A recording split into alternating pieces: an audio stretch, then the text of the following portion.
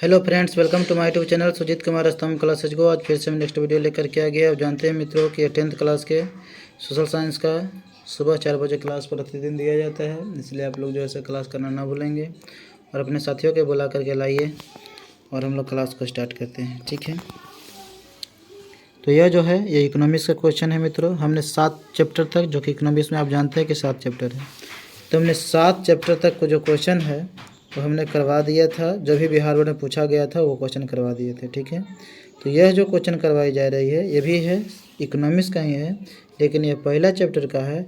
और जो बिहार बोर्ड में आया है वो भी क्वेश्चन होगा, और जो बिहार बोर्ड में आने लायक है वो भी क्वेश्चन होगा, है कि ना। जो बिहार बोर्ड में नहीं आया है वो भी क्वेश्चन होगा। तो सभी तरह के क्वेश्चन करवाई जाएगी। और इसमें क्वेश्चनों की संख्या आप देख सकते हैं मित्र, तो टोटल कितनी है, 36 क्वेश्चन है। तो हम लोग आज फिलहाल 36 क्वेश्चन करेंगे। तो पहला क्वेश्चन का आप लोग जवाब देंगे। ठीक है, हमारी वे सभी क्रियाएं जिनसे हमें आय प्राप्त होती है उसे क्या कहते हैं। जल्दी से आंसर कमेंट करेंगे। आपके पास केवल 5 सेकंड का टाइम होगा, उसके बाद मैं आप लोगों को बता दूंगा। हमारे वे सभी क्रियाएं जिनसे हमें आय प्राप्त होती है उसे क्या कहते हैं। आर्थिक क्रिया, प्राथमिक क्रिया, द्वितीयक क्रिया, इनमें से कोई नहीं। इसका सही जवाब है मित्रों आर्थिक क्रिया। ठीक है, ये ऑप्शन। जिससे हमको इनकम होती है, आय प्राप्त होती है, इसका मतलब कि आर्थिक काम कर रहे हैं मित्रों। ठीक है ना। अगर बताइए कि अगर किसी के यहाँ काम करते हैं और वो पैसा देते हैं तो आर्थिक काम हुआ। अगर किसी यहाँ काम करते हैं, अगर पैसा नहीं मिलता तो आर्थिक काम नहीं हुआ। खेल खेल रहे हैं, पैसा नहीं मिल रहा, आर्थिक काम नहीं हुआ। डांस मनोरंजन के लिए कर रहे हैं हम, तो उसके पैसा नहीं मिल रहा है, वो आर्थिक काम नहीं हुआ। मतलब पैसा मिलता है तो उसको हम क्या बोलते हैं, वो आर्थिक क्रिया कहते हैं, है ना, जिससे हमें आय प्राप्त होती है। ये ऑप्शन बिल्कुल सही जवाब है। दूसरा नंबर क्वेश्चन का जवाब दें। किनके अनुसार अर्थव्यवस्था जीविका अर्जन की एक प्रणाली है। जल्दी से आंसर कमेंट करेंगे, बताइए किनके अनुसार अर्थव्यवस्था जीविका अर्जन की एक प्रणाली है। इस बात को किसने कहा था, किसने कहा था मित्रों, अर्थव्यवस्था जीविका अर्जन की एक प्रणाली है। बस जल्दी से आंसर इसका कमेंट करेंगे। अर्थव्यवस्था जीविका अर्जन की प्रणाली है, आखिर किसने कहा था। जल्दी से आंसर कमेंट करेंगे। तो इसका सही जवाब है मित्रों प्रोफेसर ब्राउन ने कहा था। अर्थव्यवस्था जीविका अर्जन की परिभाषा है ना, प्रणाली है। अर्जन की क्या है, प्रणाली है। प्रणाली छूट गया है। अर्थव्यवस्था जीविका अर्जन की एक प्रणाली है। किसने कहा था, प्रोफेसर ब्राउन ने कहा था। तीसरा नंबर क्वेश्चन का जवाब देंगे मित्रों। इनमें किसको प्राथमिक क्षेत्र कहा जाता है। जल्दी से बताएंगे मित्रों, इनमें से किसको प्राथमिक क्षेत्र कहा जाता है। क्या सेवा क्षेत्र को, क्या औद्योगिक क्षेत्र को, क्या कृषि क्षेत्र को, या इनमें से कोई नहीं।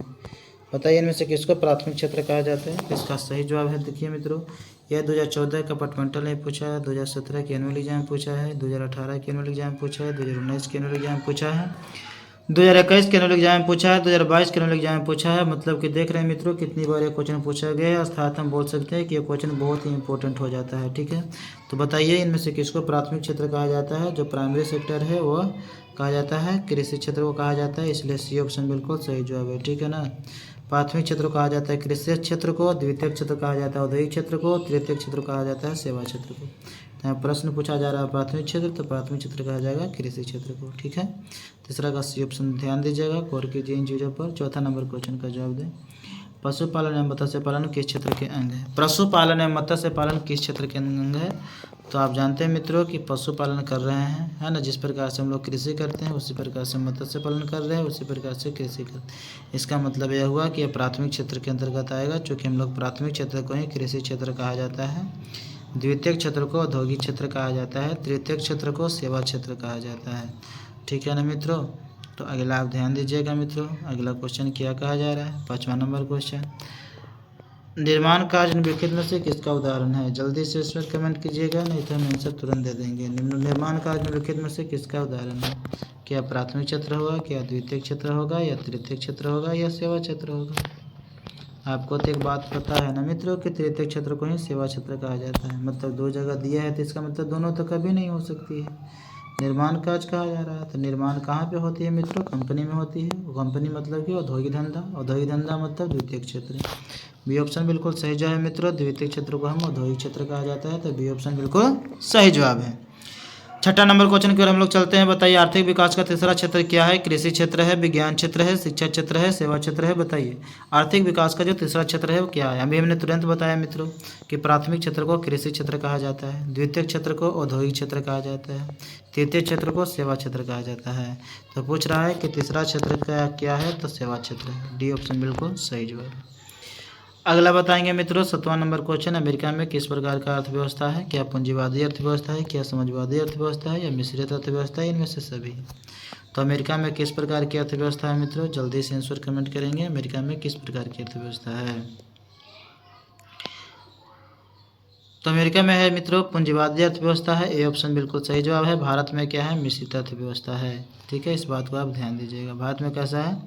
मिश्रित अर्थव्यवस्था है। भारत में कैसा अर्थव्यवस्था है? मिश्रित अर्थव्यवस्था है। भारत में कैसा है? मिश्रित अर्थव्यवस्था। अमेरिका में कैसा है? पूंजीवादी। ऑस्ट्रेलिया में कैसा है? पूंजीवादी अर्थव्यवस्था। चीन समाजवादी अर्थव्यवस्था, रूस समाजवादी अर्थव्यवस्था, क्यूबा समाजवादी अर्थव्यवस्था। ठीक है, आगे देखेंगे मित्रों क्वेश्चन 8वां नंबर क्वेश्चन का जवाब देंगे। एक समाजवादी अर्थव्यवस्था में सर्वाधिक बल किस पर दिया जाता है? जल्दी से उसको कमेंट करें। आर्थिक स्वतंत्रता, उत्पादक शुल्कता, या अधिकतम लाभ अर्जन, या लोक कल्याण पर? तो जल्दी से बताइएगा मित्रों। समाजवादी अर्थव्यवस्था जिसका नाम है समाजवादी मतलब समाज का विकास करना, समाजवादी मतलब सामाजिक विचारधारा, सामाजिक विचारधारा मतलब कि लोक कल्याण का, लोगों को कल्याण करना। डी ऑप्शन बिल्कुल सही जवाब हो जाए। 9वां नंबर क्वेश्चन का जवाब देंगे मित्रों। 9वां नंबर क्वेश्चन का क्या कहा जा रहा है? ठीक है ना, 9वां क्वेश्चन, इनमें से कौन सा देश में मिश्रित अर्थव्यवस्था है? जल्दी से उसे कमेंट करेंगे। निम्नलिखित में से कौन सा देश में मिश्रित अर्थव्यवस्था है? अमेरिका में है, रूस में है, भारत में है, या इनमें से कोई नहीं? जल्दी से बताइए कौन से देश में मिश्रित अर्थव्यवस्था है? कौन सा ऐसा देश है जहाँ में मिश्रित अर्थव्यवस्था है? ये भी क्वेश्चन 2014 के एनुअल एग्जाम में, 2017 के कंपार्टमेंटल में, 2018 के एनुअल एग्जाम में, 2019 के कंपार्टमेंटल में, 2021 के एनुअल एग्जाम में क्वेश्चन पूछा गया है। तो जल्दी से इसका आंसर कमेंट करेंगे मित्रों। कौन सा देश में मिश्रित अर्थव्यवस्था है? अभी हमने तुरंत बताया कि भारत में क्या है? मिश्रित अर्थव्यवस्था है, मिश्रित अर्थव्यवस्था है, मिक्स्ड इकोनॉमी है। ठीक है ना, मिक्स्ड इकोनॉमी है। अमेरिका में कैसा है मित्रों? कैपिटलिस्ट है, मतलब पूंजीवादी अर्थव्यवस्था है। रूस में कैसा है? सोशलिस्ट है, मतलब कि समाजवादी अर्थव्यवस्था है। ठीक है ना, तो 10वां नंबर क्वेश्चन का जवाब देंगे मित्रों। क्या कहा जा रहा है? किस अर्थव्यवस्था में उत्पादन के साधनों पर निजी व्यक्तियों या संस्थाओं का अधिकार है? किस अर्थव्यवस्था में उत्पादन के साधनों पर निजी व्यक्तियों या संस्थाओं का अधिकार होता है? क्या पूंजीवादी अर्थव्यवस्था, क्या समाजवादी अर्थव्यवस्था, या मिश्रित अर्थव्यवस्था, इनमें से कोई नहीं?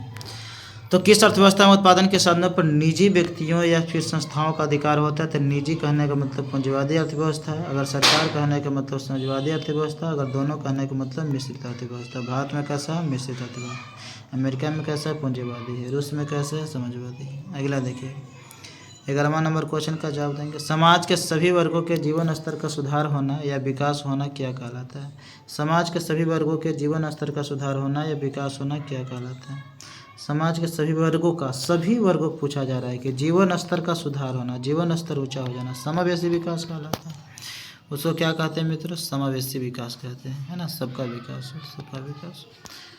अगला क्वेश्चन है मित्रों, आर्थिक क्रियाओं का उद्देश्य क्या होता है? आर्थिक क्रिया मतलब पैसा कमाना, है ना, रुपया कमाना, मतलब जीवन चलाना, है ना। आर्थिक क्रिया करेंगे तो आय होगा, आय होगा तो उससे हमारे जीवन चलेगी, हमारे जीवन की सभी आवश्यकताओं की पूर्ति होगी, तो जीविकोपार्जन हो जाएगा। जीविकोपार्जन मतलब जीवन चलाना। ठीक है, ये सब जो है ना दशहरा का असर है। ठीक है, डी ऑप्शन 12वां का डी ऑप्शन बिल्कुल सही जवाब है। ठीक है, अगला क्वेश्चन है 13वां नंबर क्वेश्चन, भारत में योजना आयोग का गठन कब किया गया था? भारत में योजना आयोग का गठन कब किया गया था?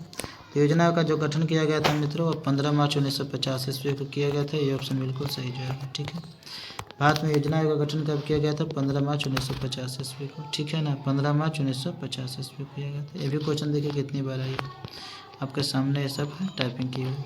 14वां नंबर क्वेश्चन का जवाब देंगे, भारत में नीति आयोग की स्थापना कब हुआ था? भारत में नीति आयोग की स्थापना कब हुआ था? ये भी कंपार्टमेंटल में 2018 में पूछा है। तो नीति आयोग की स्थापना जो है 2015 में पूछा है ना, 2015 ईस्वी में किया गया था नीति आयोग की स्थापना, 2015 में किया गया, 18 में कंपार्टमेंटल में पूछ लिया। नीति आयोग जानते हैं मित्रों कि योजना आयोग के ही नाम बदल करके नीति आयोग कर दिया गया था। योजना आयोग की स्थापना जो हुआ था 15 मार्च 1950 ईस्वी को हुआ था। कब हुआ था? 15 मार्च 1950 ईस्वी को हुआ था। और इसका जो है नाम बदल क्या कर दिया गया? नीति आयोग।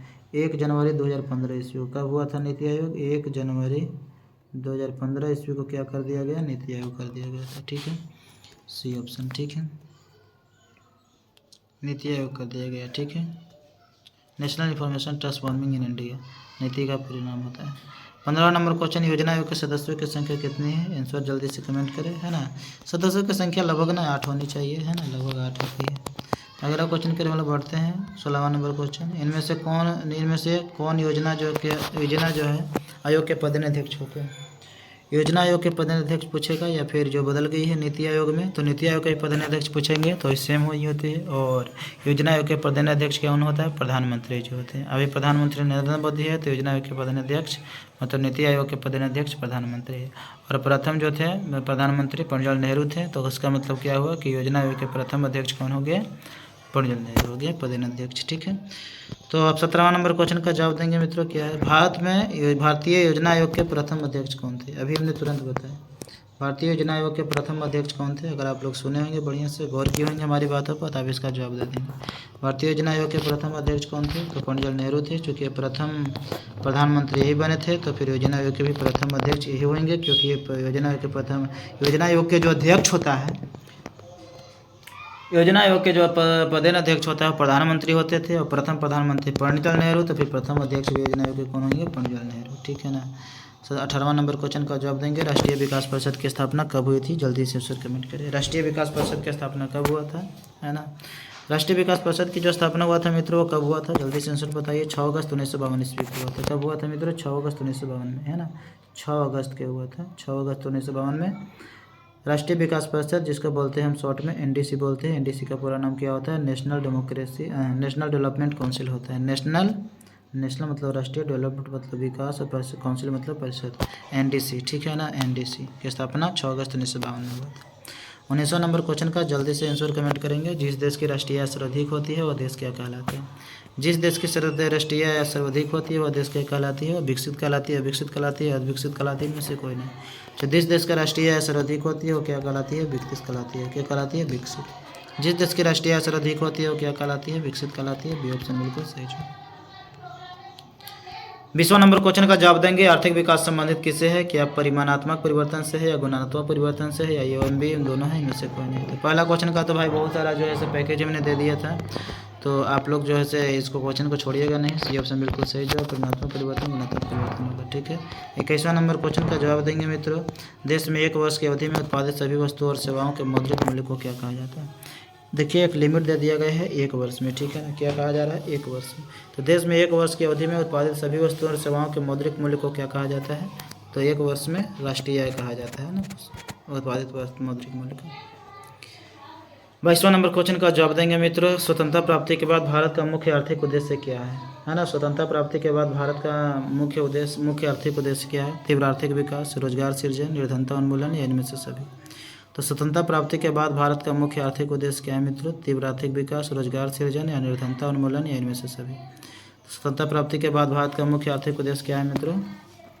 तो 22वां का जो है सही उत्तर क्या हो जाएगा? सभी हो जाएगा। रोजगार सृजन करना भी मुख्य उद्देश्य रहा है। निर्धनता मतलब गरीबी को उन्मूलन मतलब समाप्त करना भी जरूरी है।